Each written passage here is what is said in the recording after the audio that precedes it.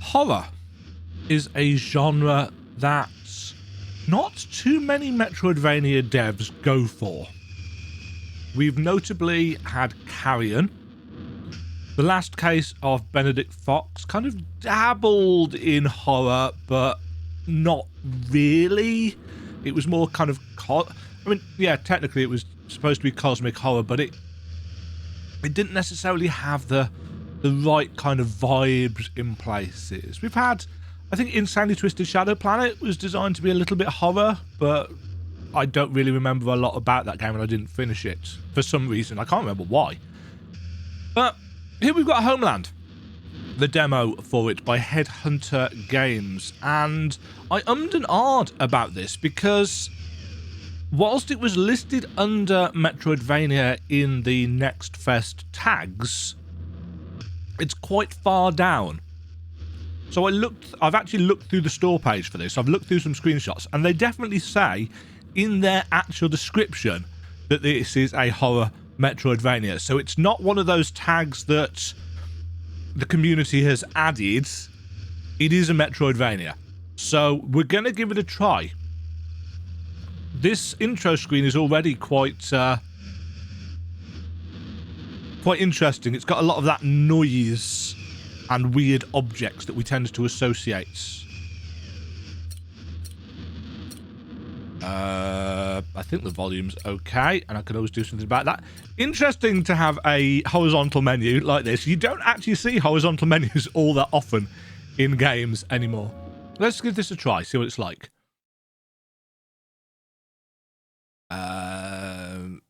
Attack, jump, alt attack, backdash on triangle. That's a choice.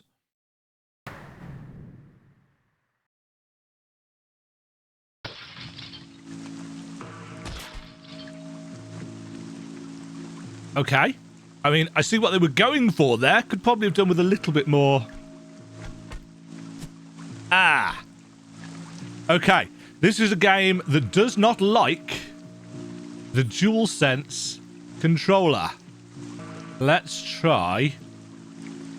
Nope. Dum. I'm just having to... Gamepad, apply layouts. Okay, I'm probably going to have to restart this.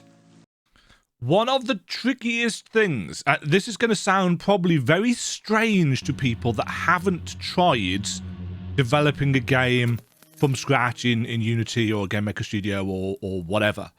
One of the trickiest things to do is get controllers working. You might think, well, why is that hard?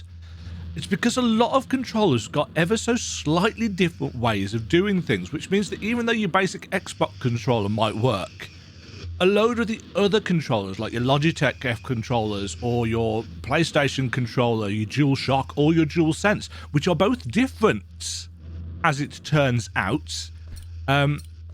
It's weird because this was actually working fine on the menu screen. But there's a PlayStation controllers, when connected to Windows, use a different type of inputs.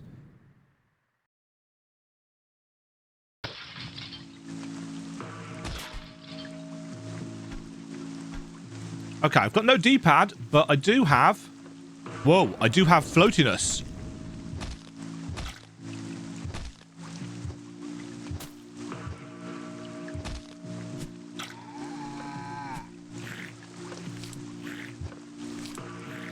Right, we've got down attacks. Is this a cane that we are wielding? We don't have up attacks. We've got a firearm. We've got a backstep, which is quite comedy. Whee! Oh.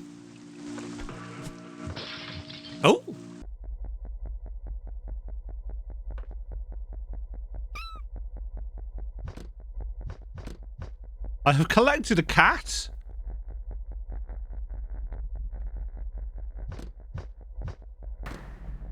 Okay. So going left at the start for a friend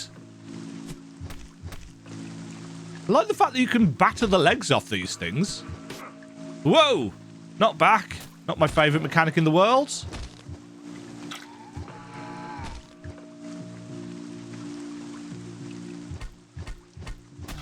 Nice. Okay, not all... What the hell was that just flew up into the sky?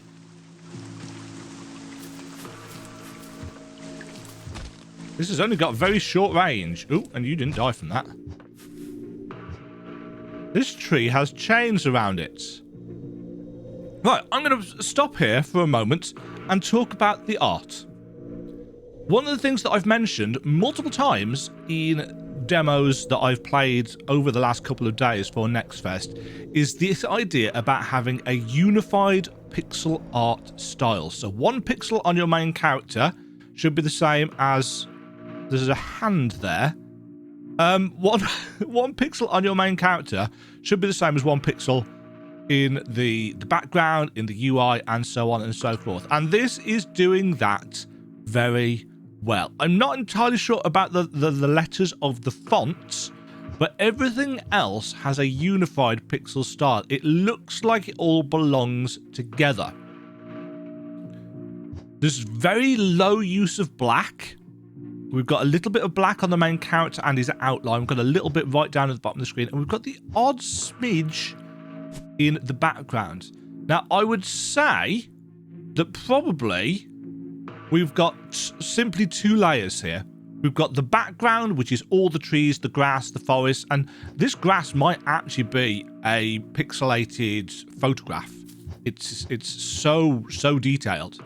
And then we've got this kind of foreground layer, which you can see comes in front of you as the player. This is what makes games look like they have a cohesive idea of what they're going for. And as much as I absolutely loved Mendacium, or at least what I've played of it so far, the 2.5D nature of the characters, well, 3D on a 2.5D space, versus the kind of hand-painted background does pull you out of it just a little bit. Not enough to make the game not fun or very enjoyable or something I'm looking forward to kind of playing more of when I get round to it after I've got through as many of these demos as I can. But this is what people subconsciously or consciously... Oh.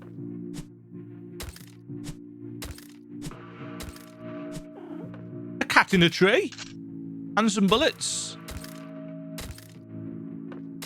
Okay. Sure. That's cool. We don't have... 8 out of 27 cats. We do not have a map or anything.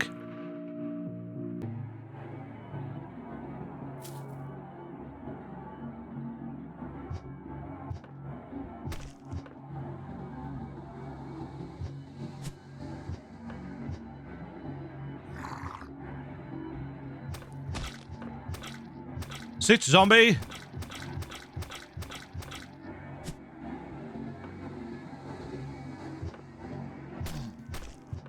Oh, it took his head off. That's cool. That's a shovel, isn't it? For some reason, I thought it was a lever. I don't know what that says about me and the kind of amount of Metroidvania games that I play, but I thought that was a lever. And my brain was going, why is there a lever in a pit? I'm going to sneeze, excuse me. Yeah. My brain was going, why is there a lever in a pit? What could it possibly control? And now we know. Whoa! Oh no!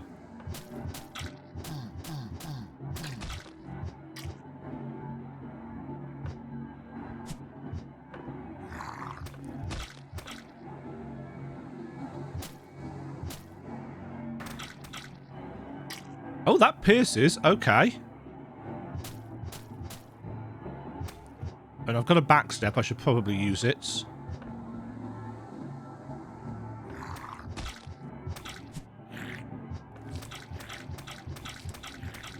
Ew, they're so squishy.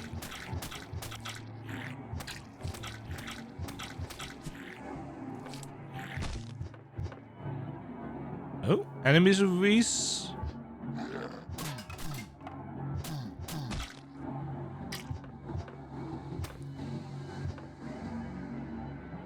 Right, I guess we're in Russia or somewhere where they... What the hell are those?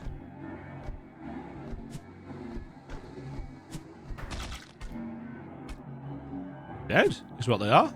Hey, Mr. Policeman.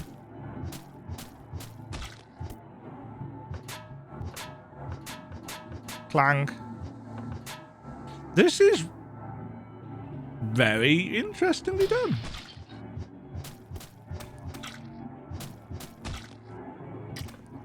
Yeah, gameplay-wise... Oh, you can smash the skulls in. Said Demajen gleefully. What I am liking is the variety. In terms of what is going on enemy-wise here. Need a key? That's not a key. Oh, jeez. This man has a key. That's cool.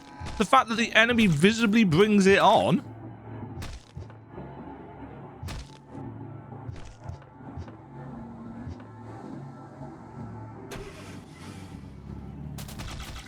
Nice. That's me hitting the X button. I can turn the headlights on and off with triangle. I want to get out of the car. There's a cat in the car. Oh, I don't want to leave that cat behind. Oops, we have crashed into a tree. Nice. See, that's really cool. Can we go back? We cannot. Interesting. There is some slight... kind of slight weirdness around some of the pixels when they're rotated. Can you see it on these apples? They don't quite rotate as smoothly. I'm going to check something else. I suspect, but I could be wrong.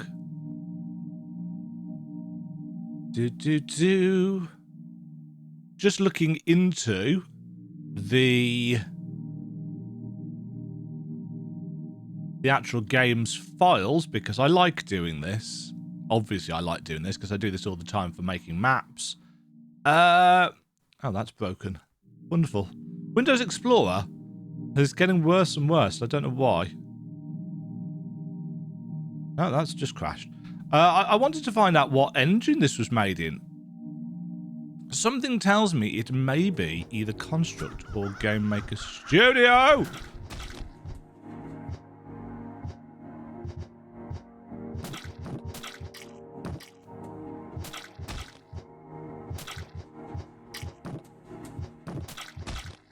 We've got some interesting enemy variety here. We don't really have any kind of plot or consistency. But in terms of a tone, in terms of creating a tone and setting a scene... Oh, interesting. You can pick things up on the floor. I mean, look at this. This is great.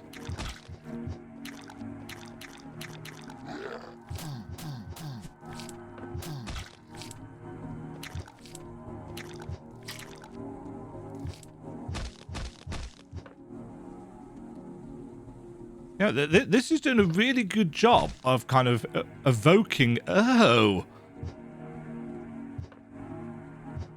particular... Oh. I've got no ammo left.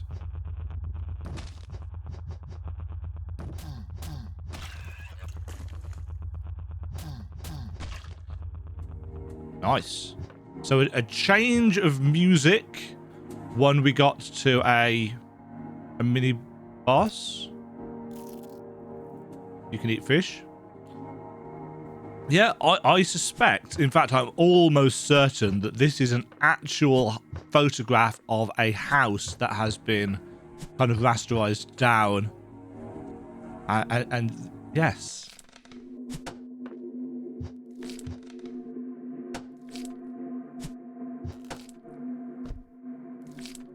Oh, they can walk across there. I kind of wasn't expecting that.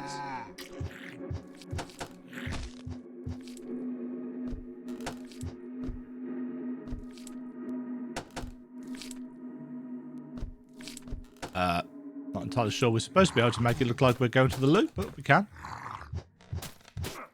Ow!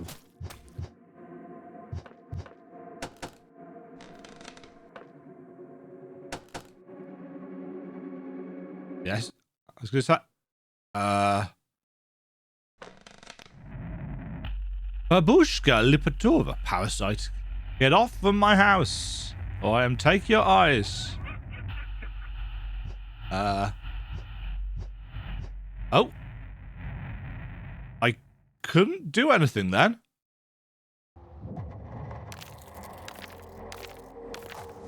Homeland. Oh, that's the end of the demo. Okay. I was really confused for a moment there.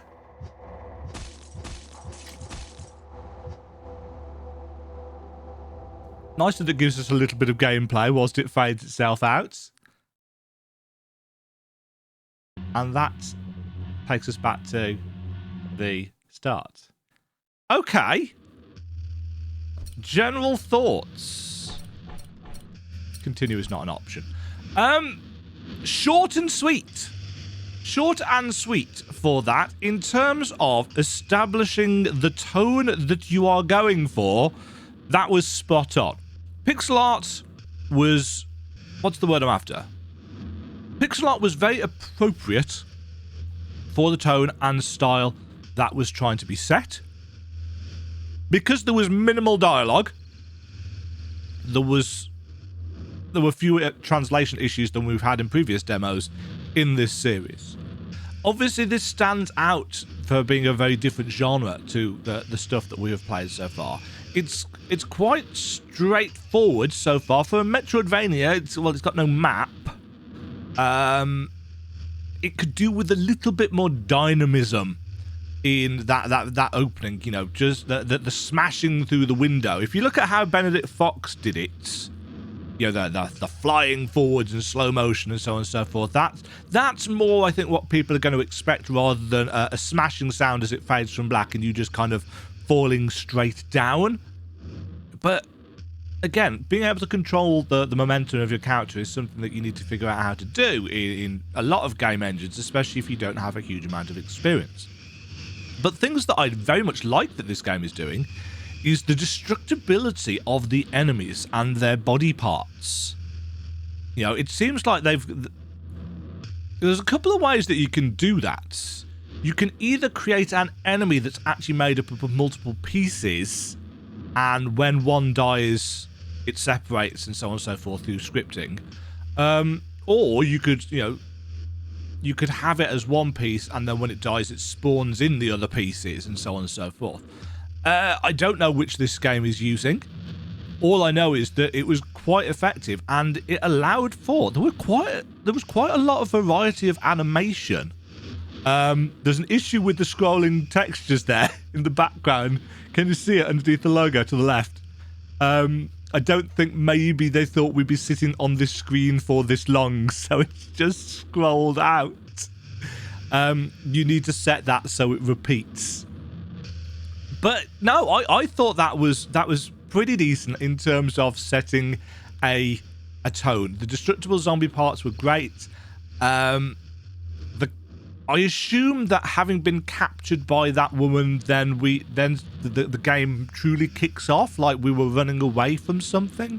I don't know. There's no real story been presented to us so far, and it's possible that this is all we're going to get in terms of the story, and we're going to have to figure things out for ourselves. And oh, it's coming back. It's coming back. So it's not looping, it's kind of ping-ponging back and forth. Minor things. Does not detract from the experience at all for me. This is very clearly indie dev. Let's find out a little bit about the game by heading to the Steam page. Homeland! The ancient darkness has awakened. A black abyss of madness opened up in the mythical and real world. Our protagonist's girlfriend has been kidnapped by strangers without reason. Why they did this? You need to deal with these creatures.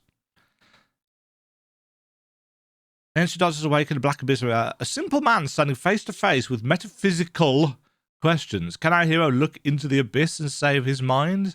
Can he meet with his own demons? Our protagonist's girlfriend has been kidnapped by strangers without reason. Why have they done this? You need to deal with these creatures. A Metroidvania with horror elements. A huge world with snow-capped mountains, gloomy forests, and ancient cities.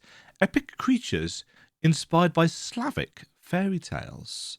See, it's little bits like that that get me interested. I love reading about the mythologies or playing through the mythologies of other countries. It is not something that I get to do a fat lot of otherwise. We've got some kind of weird Hydra-y thing. We've got a Sasquatch. This looks very 3D render, but flattened down. And that actually does stand out a little bit against the pixel art style. We've got a birdcage up there. Got some zombies and police stations. And that is a very classic. Is that Samantha Fox? Don't ask me why I know that. I'm a child of the 80s, right? Lots of interesting texture work and detail going on. Yeah, so you can get on top of that. I didn't figure out how to do it. Maybe you were supposed to go with the car and jump on, or maybe it's something you can only get back to later. But I wanted that cat, damn it. This is where our demo ended. She's got a peg leg, hasn't she? An old man and a cat. It's the go faster stripes on it that entertains me. Cat on a boat. Excuse me. Oh, that's a Kelpie. Or actually, they are Kelpies in Slavic myth, aren't they?